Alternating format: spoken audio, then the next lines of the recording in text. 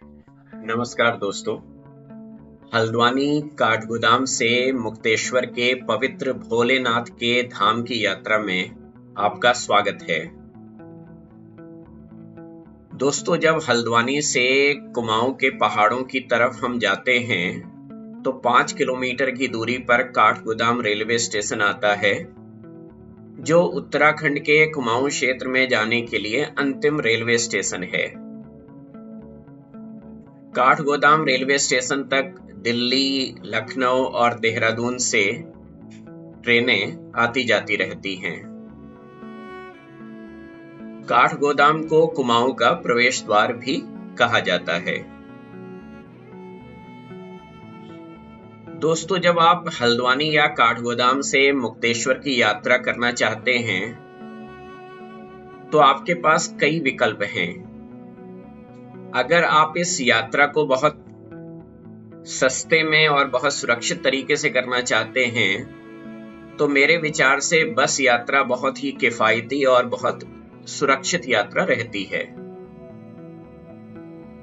हल्द्वानी या काठगोदाम से मात्र 150 रुपए में आप मुक्तेश्वर तक पहुंच सकते हैं। इसके अतिरिक्त मुक्तेश्वर जाने के लिए आप टैक्सी हायर कर सकते हैं, जिसका किराया सीजन के समय में लगभग 2500 रुपए और ऑफ सीजन में 1500 रुपए से शुरुआत होती है। आप अपनी निजी गाड़ी से भी हल्द्वानी या काठगोदाम से मुक्तेश्वर जा सकते हैं, लेकिन ध्यान रखिएगा कि ऐसा आप तभी करें जब पहाड़ों में गाड़ी चलाने में आप कुशल हों। कई युवाओं को मैंने देखा है कि वे हल्द्वानी या काठगोदाम से बाइक या स्कूटी हायर करके भी नैनीताल या मुक्तेश्वर या कौसानी अन्य स्थानों पर जाना पसंद करते हैं। दोस्तों, जब आप हल्द्वानी से या काठगोदाम से मुक्तेश्वर की तरफ निकलते हैं तो रास्ते में भीमताल के सुंदर सी झील से होते हुए जब आप आगे बढ़ते हैं तो भीमताल झील से लगभग 2 किलोमीटर आगे दाएं और बाएं तरफ 2 रास्ते कट जाते हैं, जिससे आप मुक्तेश्वर तक जा सकते हैं। दाहिना रास्ता धानाचूली से होते हुए जाता है और बाएं रास्ता भवाली के पहाड़ियों से और रामगढ़ की फलों की बेल्ट से होते हुए जाता है।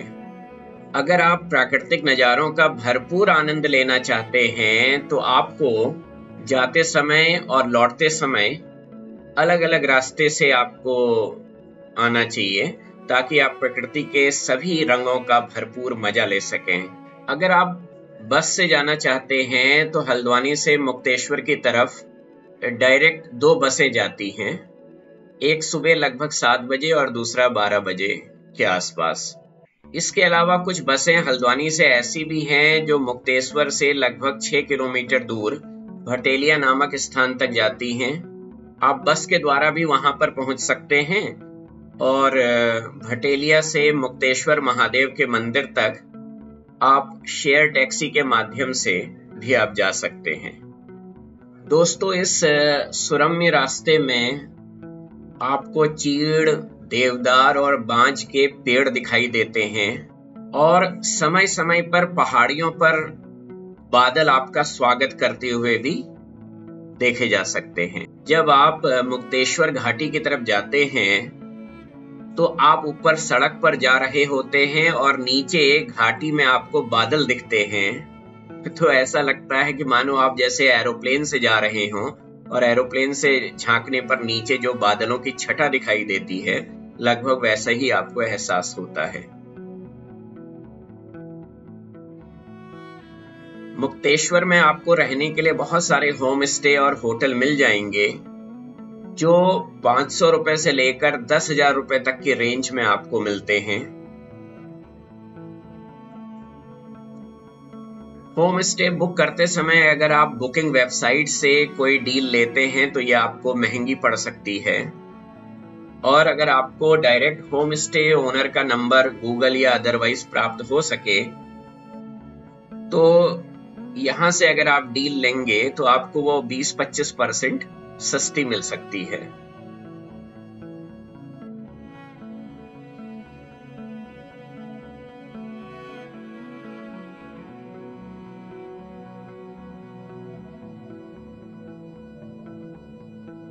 दोस्तों, मुक्तेश्वर में प्रमुख आकर्षण के केंद्र हैं मुक्तेश्वर धाम का मंदिर, चौली की जाली, भालूगाड़ वाटरफॉल। वैसे टूरिस्ट्स को मुक्तेश्वर में चौली की जाली नामक स्थान सबसे अधिक आकर्षण का केंद्र लगता है। यहाँ पर बड़ी बड़ी चट्टानें हैं जो घाटी की तरफ निकली हुई हैं और लोग इन चट्टानों पर बैठना या चढ़ना और वहां पर बैठ के या चढ़ के फोटो खिंचवाना लोग बहुत पसंद करते हैं। दोस्तों, चौली की जाली में एडवेंचर स्पोर्ट्स भी होते हैं जिसमें जिप लाइनिंग करना लोगों का सबसे बड़ा आकर्षण का केंद्र है। मुक्तेश्वर और उसके आसपास के स्थानों में जो पर्यटक होते हैं वे ट्रैकिंग, रॉक क्लाइंबिंग और कैंपिंग का भरपूर मजा लेते हैं। दोस्तों, 70 किलोमीटर लंबे इस रास्ते को पूरा करने में बस लगभग 3 घंटा लेती है और यदि आप प्राइवेट या पर्सनल व्हीकल से जा रहे हैं, स्वाभाविक है कि इस यात्रा को पूरा करने में आपको लगभग 5 घंटे लगेंगे। इसका कारण ये है कि इस रास्ते में जगह जगह पर इतने ब्यूटीफुल स्पॉट्स हैं कि ऐसा हो ही नहीं सकता कि आप गाड़ी ना रोकें और यहाँ पर मजा ना लें। जाड़ों में अगर आप मुक्तेश्वर आते हैं तो इस बात की प्रबल संभावना है कि यहाँ पर आपको स्नोफॉल मिल जाएगा। मुक्तेश्वर या किसी अन्य पहाड़ों पर आते समय अगर संभव हो तो आपको अपने मोबाइल में BSNL का सिम जरूर रखना चाहिए, क्योंकि जो बहुत घनी आबादी वाले क्षेत्र होते हैं वहां पर एयरटेल या जियो के सिम के नेटवर्क नहीं आते, क्योंकि इन कंपनियों के लिए ये इकोनॉमिकली वायबल नहीं होता। ऐसे में BSNL का नेटवर्क आपकी बहुत मदद करता है।